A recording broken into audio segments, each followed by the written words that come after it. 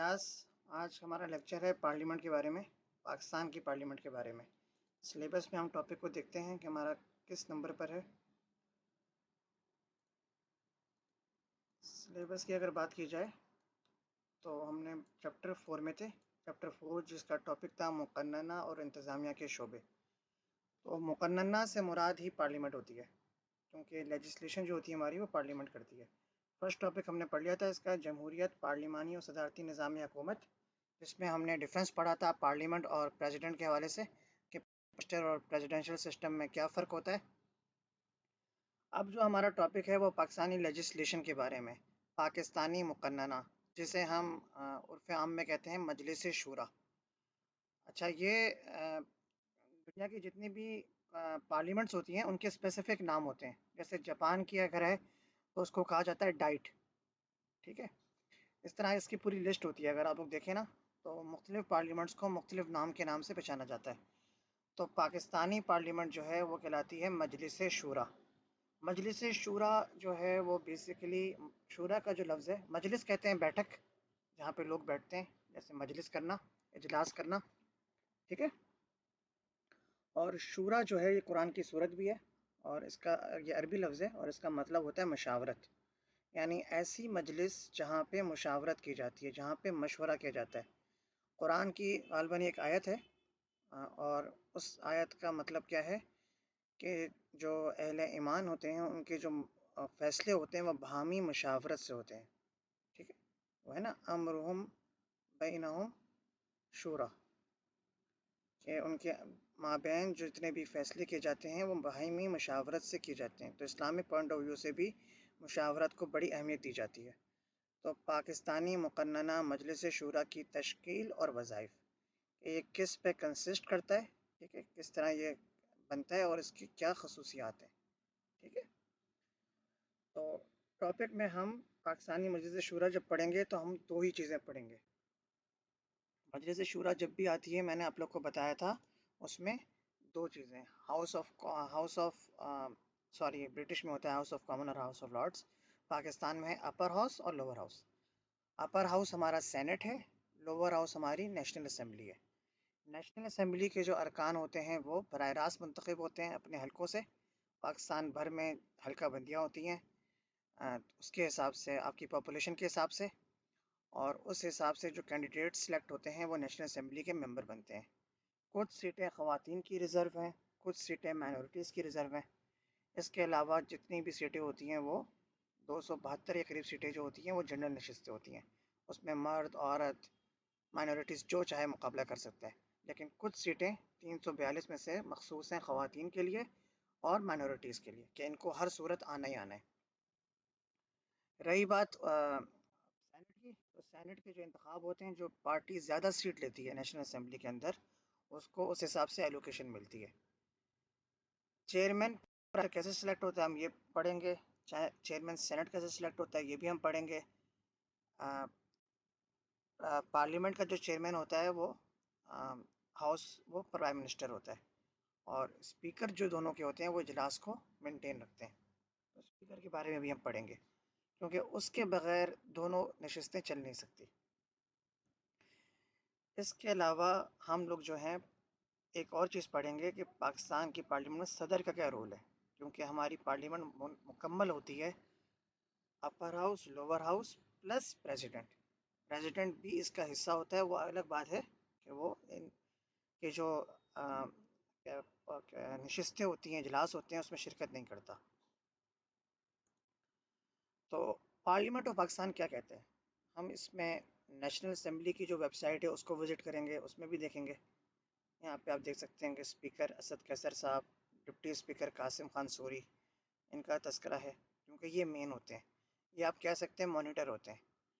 और इनके होते तो ये उस पार्टी से हैं जो सबसे ज़्यादा वोट ली होती है, मगर इनका जो काम होता है वो बहुत बैलेंस लेके चलना पड़ता है। अगर इन्होंने कहीं भी तरफदारी की, फेवरेटिज्म दिखाई, तो इनको आइन के अंदर ऐसी शिक मौजूद है कि इनको बहुत जल्दी फारिग किया जा सकता है। तो ये बहुत ही एक्टिव वेबसाइट है नेशनल असम्बली की। इसमें अप टू डेट बहुत सारी चीज़ें नेशनल असम्बली के सेशंस के हवाले से। फिर इसमें एक स्टैंडिंग कमेटी होती है, इसके बारे में हम पढ़ेंगे, कायमा कमेटी जिसे कहते हैं। इसके अलावा दो तरह के वज़ीर मुंतखब होते हैं, एक होते हैं वफाकी वज़ीर और एक होते हैं वज़ीर मुमलिकत, यानी फेडरल मिनिस्टर और स्टेट मिनिस्टर। इसी तरह कुछ मुशीर होते हैं जिनका दर्जा मिनिस्टर के बराबर होता है, उनको कैसे मुंतखब किया जाता है, ये सब चीज़ें हम पढ़ेंगे। स्पीकर के बारे में अगर मैं आपको बताऊं तो स्पीकर की पावर भी मिनिस्टर के लेवल की ही होती है और उसको वही डेकोरम मिलता है जो एक एक फेडरल मिनिस्टर को मिलता है। इसी तरह हम सेनेट की वेबसाइट को जिक्र करेंगे। सेनेट और नेशनल असेंबली दोनों कानून साजी करते हैं। यह आप देख सकते हैं, फ़ोटो आ रही है हमारे मौजूदा चेयरमैन संजरानी साहब की, जो कि दूसरी टर्म में सेलेक्ट हुए हैं। अच्छा, एक फ़र्क ज़रूर मालूम कर लें यहाँ पे। फ़र्क ये, अच्छा, ये हाउस ऑफ अपोजिशन है इसकी, सेनेट के यूसुफ रज़ा गिलानी। फ़र्क ये मालूम कर लें कि जो नेशनल असेंबली की मुद्दत होती है वो है 5 साल। इसके बरक्स सेनेट की जो होती है वो 6 साल होती है और वो 3 अल्टरनेटिव साल में चेंज होती रहती है। यानी 3 साल बाद हाफ ऑफ द सेनेटर्स चले जाते हैं, नए आ जाते हैं, फिर फर्दर 3 साल बाद बकिया भी चले जाते हैं, लेकिन एक सेनेटर जो मुंतखब होता है वो 6 साल पूरे करता है। सेनेट में इसी तरह सीटें हैं, माइनॉरिटीज़ की हैं, वुमेन की है, इसी तरह टेक्नोक्रेट्स की हैं जिसमें उलमा जो अपनी फील्ड के स्पेशलिस्ट हैं उनकी खास सीटें हैं। तो इस वेबसाइट को भी हम देखेंगे, सेनेट के ट्वीट्स को भी थोड़ा पढ़ेंगे। इस तरह हमें एक ओवरव्यू और एक एक्टिव सेशन करने का मौका मिल जाएगा। तो हम पार्लियामेंट के बारे में बात करें तो पार्लियामेंट ऑफ पाकिस्तान मजलिस शूरा जो है वो लिटरली पाकिस्तान एडवाइजरी काउंसिल, ठीक है, मजलिस शूरा को इंग्लिश में कहते हैं advisory council. Pakistan consultative assembly, consultation जहाँ मिलती है, जहाँ पे राय मिलती है, जहाँ पे मुशावरत मिलती है, consultative assembly, assembly Majlis is the federal and supreme legislative body of Pakistan. ये पाकिस्तान की सबसे सुप्रीम लेजिस्लेशन मुकन्नना की बॉडी होती है और ये वफाकी सतह की होती है। हम यहाँ पे सूबाई असेंबली को नहीं डिस्कस करेंगे, गवर्नर्स के बारे में नहीं पढ़ेंगे, सिंपल फेडरल स्टेट के बारे में बात करेंगे। हाँ, सूबाई के हवाले से ये कि थोड़ा सा ओवरव्यू ले लेंगे एंड में। नेशनल असेंबली के पाकिस्तान का जो आइन कहता है वो किसके वो किस में कौन कौन इनसे अटैच होता है, इसमें president of Pakistan is also the component of the parliament. ये बहुत अहम सवाल है। ये कुछ लोगों ने अपने सिविल सर्विस के एग्ज़ाम क्लियर किए थे, तो एग्जामिनर ने उनसे एक बार सवाल पूछा कि पाकिस्तान की मजलिस शूरा में क्या क्या चीज़ें होती हैं पार्लियामेंट के अंदर। तो सब ने बोला अपर हाउस, लोअर हाउस, लेकिन बहुत कम को पता था कि प्रेसिडेंट भी होता है। तो ये जनरल नॉलेज का सवाल है, इसको ज़रूर अपने पास नोट डाउन करें कि president is also a part of parliament. The National Assembly is elected for a 5-year term on the basis of adult franchise and one vote. Adult franchise से मुराद कि हर बालिग जो 18 साल का होता है, जिसका शनाख्ती कार्ड बना होता है, वो वोट दे सकता है पाकिस्तान के अंदर और वही सिलेक्ट करता है 5 साल के टर्म के लिए। The tenure of the National Assembly also comes to an end if dissolved on the advice of Prime Minister or by the President in his discretion under the Constitution. अगर prime minister ऐलान कर दे या president कहते हैं कि dissolve करो तो हम डिसॉल्व कर सकते हैं, जो कुछ उसको आईनी इख्तियार दिया गया है। The parliament meets at the parliament house building in Islamabad, ये बिल्डिंग इस्लामाबाद में है। और क्या होता है, where debating chambers for both houses are present. Until 1960, the Parliament House was located in Karachi. The Parliament building in Islamabad was inaugurated on 28 May 1986. 1960 तक पाकिस्तान का जो पार्लियामेंट हाउस है वो कराची में था। और जो अच्छा, यहाँ पे आपको मैं जनरल नॉलेज का एक और चीज़ बताता हूँ।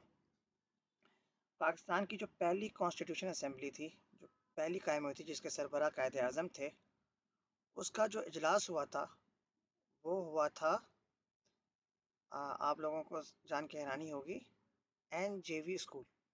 अगर आप NJV स्कूल से गुजरें और उस बोर्ड की उसकी बिल्डिंग देखें तो वहाँ भी लिखा हुआ है ओल्ड असेंबली ऑफ पाकिस्तान, और वहाँ पे वो टेबल भी पड़ी हुई है और वो कमरा भी उन्होंने रिजर्व किया हुआ है जहाँ पे ये नशिस्त हुई थी, ये असेंबली हुई थी।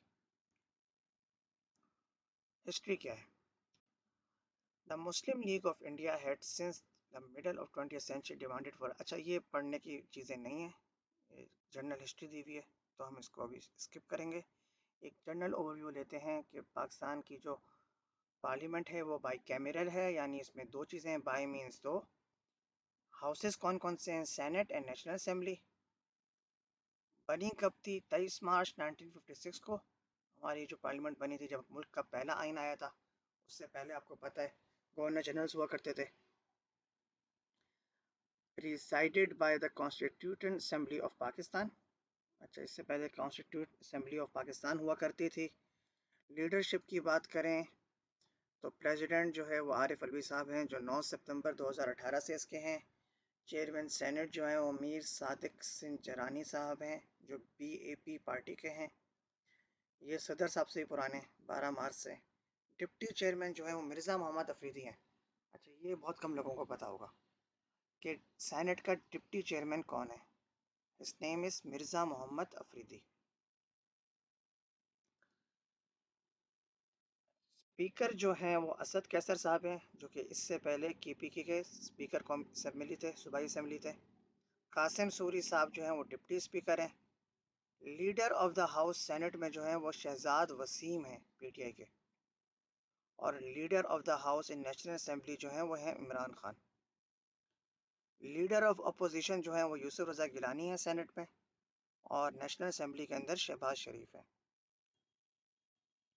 स्ट्रक्चर की अगर बात करें तो टोटल इसमें 442 पार्लियामेंटेरियंस हैं। मेंबर पार्लियामेंटेरियन जब हम कहते हैं तो उसमें सेनेटर और एमएनएस दोनों आते हैं। 342 जो हैं वो नेशनल असेंबली के, 100 जो हैं वो सेनेटर्स हैं। मौजूदा हुकूमत की अगर बात करें तो सेनेट के अंदर सबसे ज़्यादा जो सीट हैं वो पीटीआई की हैं, उनकी कुल 28 सीटें हैं। फिर बीएपी पार्टी है, उसकी 12 सीटें हैं। अब ये 3 साल का टेन्योर इनका जब ख़त्म होगा तो रीशफल होंगी, तो ये ऊपर नीचे हो जाएंगी सीटें। एमक्यूएम पाकिस्तान की 3 सीटें हैं, इंडिपेंडेंट 3 है, पीएमएलक्यू 1 है और जीडीए की 1 है। अच्छा, ये कौन लोग हैं 48 सीटें, जो कि गवर्नमेंट के। इसी तरह अपोजिशन की बात करें, उनकी सीटें गवर्नमेंट से ज़्यादा हैं सेनेट में। किस तरह, ये आप देख सकते हैं, 48 सीटें गवर्नमेंट की हैं और 52 सीटें जो हैं वो अपोजिशन की हैं। अपोजिशन की सीटों की बात करें तो सबसे बड़ी पार्टी पीपल्स पार्टी है, जिसकी 21 सीटें। कहने को तो पीटीआई से कम है, मगर अपोजिशन में सबसे ज़्यादा इन्हीं की है। पीएमएलएन की 18 है।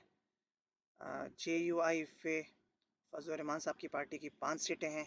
एनपी की 2 हैं, पीएमएपी की 2 हैं, एएनपी की भी 2 सीटें, बीएनपीएम की 1 है और जमात इस्लामी की 1 है, जो कि इनके अमीर सिराजुल हक साहब की है।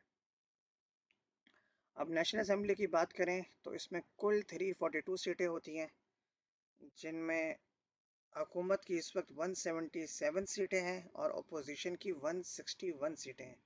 यानी गवर्नमेंट के पास 16 सीटें ज़्यादा हैं। 16 सीटों की ज़्यादा होने की वजह से इनकी हुकूमत कायम है। और अगर आप इसमें देखें तो 156 सिर्फ पीटीआई की है और 161 अपोजिशन की है। तो अगर इत्तेहादी इनसे हट जाएं तो गवर्नमेंट की सीटें बिल्कुल ख़त्म हो जाएं।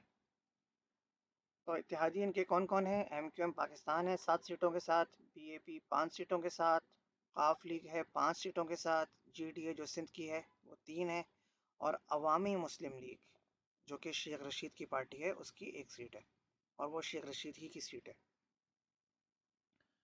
कॉन्फिडेंस दिया हुआ है बाकी 2 पार्टियों ने, जिसमें जेडब्ल्यूपी है और 2 इंडिपेंडेंट है, तो 3 सीटें इनकी भी हैं।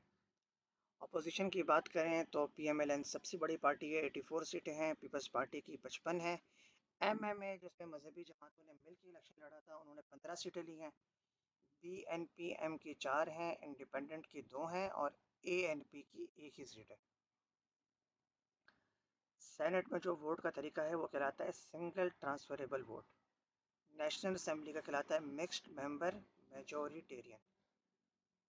अच्छा, सेनेट का जो लास्ट इलेक्शन हुआ है वो 3 मार्च 2018 को हुआ है और नेशनल असेंबली का हुआ है 25 जुलाई 2018, यानी सेनेट का अब होने वाला है। 3 साल हो गए ना इसको।